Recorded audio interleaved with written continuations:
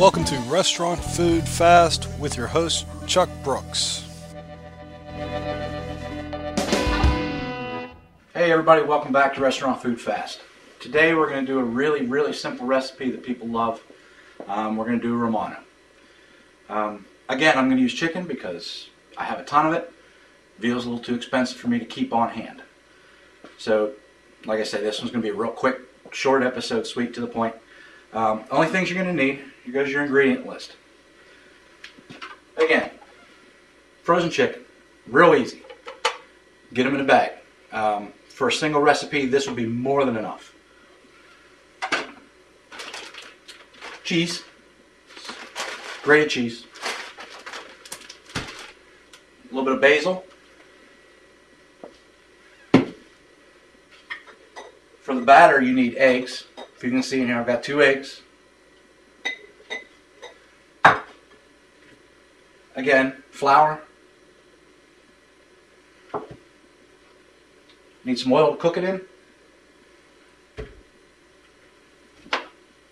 Salt, pepper, garlic.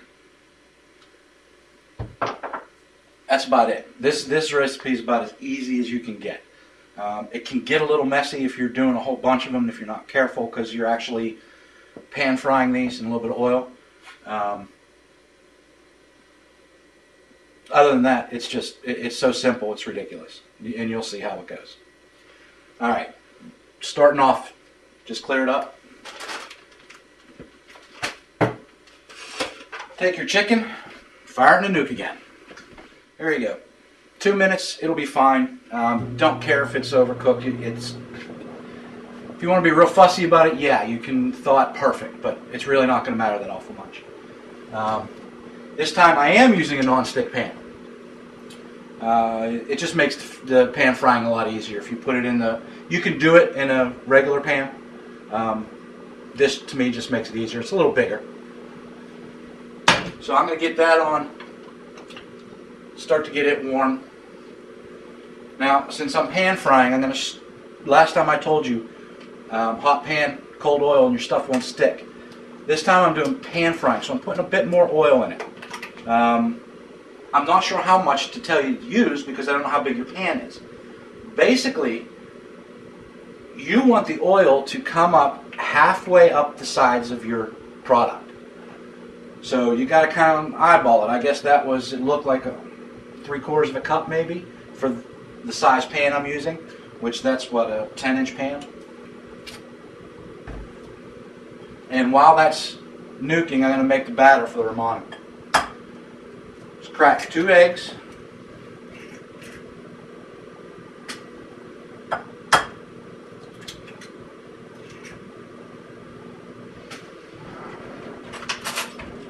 Fork. And I'm just beating them up. This is another restaurant favorite because the batter will keep for quite a while in the fridge. And you can loosen it up with just plain water. Because what happens is, so you got your eggs mixed up in a bowl. You take some of your cheese, and again, depending on how much you cook, depends on how much you use. So I can't really tell you how much you need to put in. I'll show you the consistency of the batter that I want, and then you can kind of judge from there. The other thing you have to remember is that as this cheese sits here, it's going to soak up all the egg. So it will get thicker and thicker and thicker. Don't let that worry you. Like I said, all you got to do is put a little shot of water in it, and it loosens it right back up again.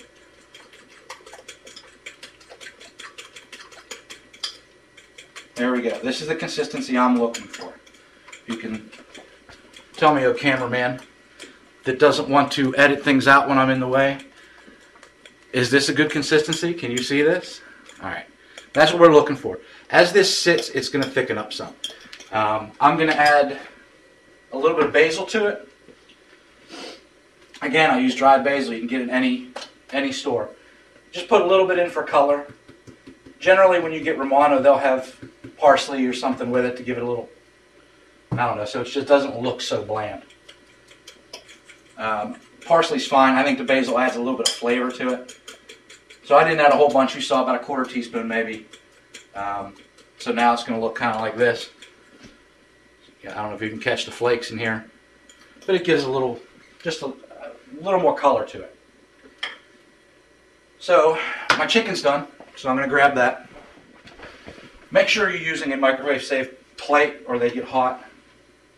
But again, this is the same thing. I'm not looking for it to be perfect. You can see it's around the outside. I don't defrost. I just put the thing on for 2 minutes. So it depends on the power of your microwave. Now these chicken breasts, the last time I told you I cleaned them up. These are from a different vendor. They don't have all the nasty stuff that I cleaned up off the last one. I like these a lot better. That has more production out of it. Let me get this out of my way. If you're going to notice a theme here, because the production on this chicken is the exact same as on the marsala we made last time. So again, standard knife.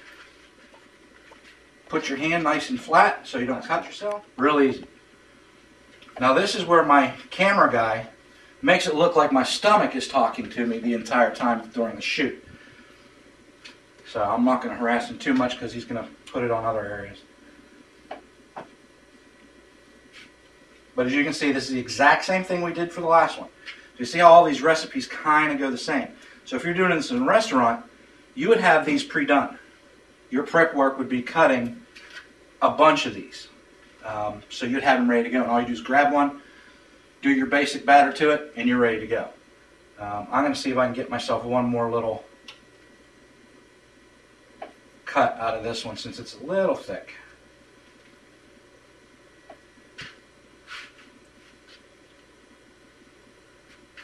There we go. So, as you can see, once again, we have a bunch of these to go down for the Romano. Same as marsala. That's how you can spread. If you have a family, this is the best thing in the world to me for production, because you will get so much out of this. On this one, we ended up with, 8 pieces. So this breast was a little thicker than the last one. I need to check my oil, temp that. It's really hard when you're doing a pan fry because the oil is only that deep. So you could stick it with a thermometer, any kind of thermometer you have, but your chances are going to be so close to the bottom of the pan you're not going to get a real good read. So I like to use a little bit of flour to see if it's going to start. So basically that's it. And take, like we did last time, salt and pepper.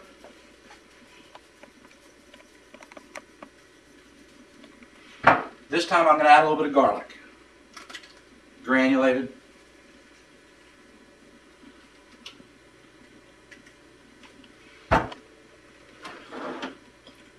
Now this is just the next step. If you can just kind of put these together as to how these recipes are working. You floured one last time and fried it. This time you're going to flour it again, which is just here, plain flour. Get it dredged in flour just like you're doing marsala. But this time, you're going to drop it into the batter you just made. So there you go. That's it. Coats real nice. Gently put it into your pan. And let it slide away from you. You never want to drop things towards you because, of course, if it splashes, it's going to splash you. The temp on this is a little bit low. I'm not worrying about it too much. It's my first piece. I'm going to sit here and babble on while this thing heats up just a little more. It's cooking it, not quite as rapidly as I would like. So I'm going to turn my heat up just a little bit. Since I'm not too worried about over flashing, I'm only going to be cooking this for a short time. But you can go ahead, while that's doing that, you can go ahead and production your flour. So just take a piece of chicken, dredge it in the flour and set it to the side. Do the same thing for a couple pieces. Again, when you're frying, you don't want to overload your oil. If you overload your oil, the temperature is going to drop way down. You're not going to get the right cooking you want on it. And it's also going to soak up all that oil. So you want your temperature to be right so it fries, seals it, and you don't get it laden with oil. That's just nasty. So as I said, I'm just going to keep production line in this chicken so they're all breaded. All I have to do is drop them in the batter and they'll be good. And as this thing is heating up, it looks like it's starting to go a little better now.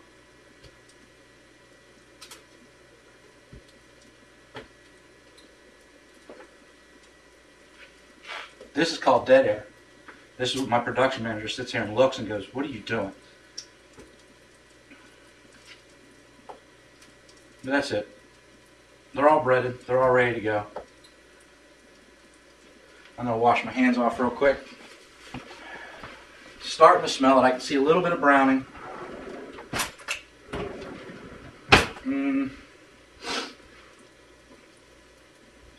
Yep, that's perfect.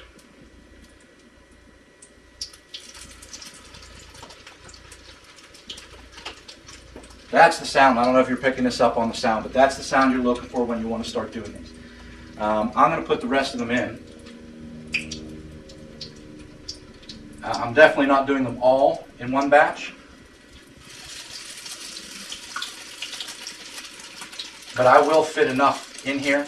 The other thing is I know that I turned my pan up too high, so I know I can drop the oil temp just a little bit, and it's not going to, you know, it's way too high. Pull the pan off the heat. No, we might actually fit most of these in here. There we go. I'm going to wash my fingers off again.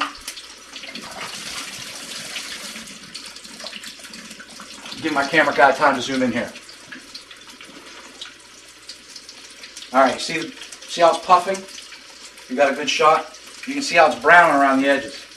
That's what you're looking for. These chicken pieces are cut so thin that you're not going to have to worry about if they're done. Once they get that color on them, they're going to be done. So I'm going to switch from a fork to a little spatula of some sort.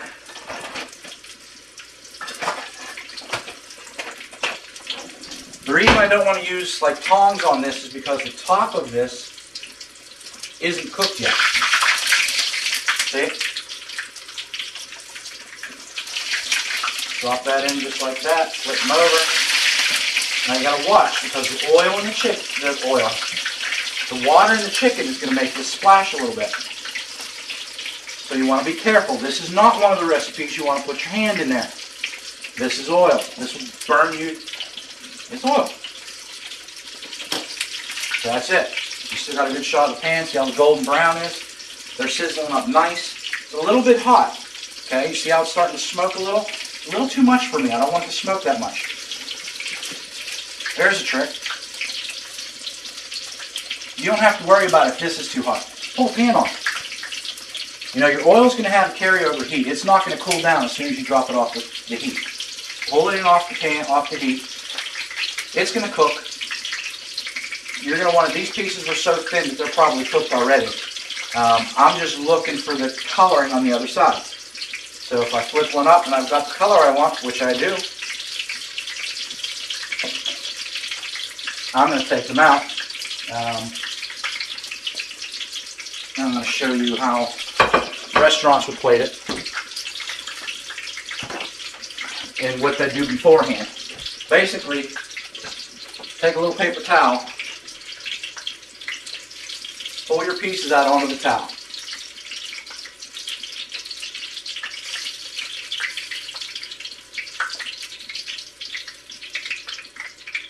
Now what this is going to do is this is going to put all that excess oil on the towel and not on your food. We cut away for a minute as I finished those last three you saw me put in because again my cameraman was telling me I was babbling, so did nothing else. That's it. There you go. Romano. It's easy. If you would garnish this with a couple lemon wedges, you're all finished. Now how long would that take us? So very simple. Great meal. Again, something you'd pay top dollar for. Damn, anything. Traditionally with Italian, of course, if you go to an Italian restaurant, you're going to have some kind of pasta. You could do, to me, Alfredo is way too heavy. I would like to serve this, particularly for lunch, with something like a aiolio, which is just pasta, olive oil, garlic, salt and pepper. That's it. It's real light because this comes out real light, particularly if you put the lemon with it. It's a very nice lunch item. There's not a lot of protein to it. There's not a lot of meat. And again, like I said in the mise en place episode, you can take this exact same recipe, change this to eggplant, change it to squash, change it to whatever vegetable you like, do the exact same thing to it, and now it's a vegetarian meal. So you could take, this is chicken, veal is what's classically done. You could probably do pork. I think beef would be too heavy, but I don't know. I've never done it. So give it a shot. It may come out great. And that's pretty much it. This is one of the easiest things in the world to make. This is what we'd love to hear come in when I was at the Italian place. Order Romano was great because you're getting slammed with 600 guests in an evening. Romano was just, it's a non-thought process. You just kind of flew it out. But it ends up being one of the favorites. I know it's one of our family favorites. It's a real easy recipe. So how about it? There you go. I don't know if you can pick it up on the camera. When you do a little bit of pan frying inside, it might get a little smoky in here. It's good if you have an exhaust fan. As you can hear. Ooh, smoky. But that was our basic Romano. Come on back next time. I'm going to do a real quick Super Bowl episode. Going to do a fast candy kibasi. Most recipes talk about cooking it for an hour. This is done 15 minutes. I'm going to do a broccoli salad. Broccoli and cauliflower salad, and what else was I doing? Oh, a spinach dip. So I'll do those three off the next episode. I'll show you how to do a little bit of production cooking. But again, these are all going to be zip zap, in and out. You're going to see it from start to finish. It's going to be real simple. See you next time.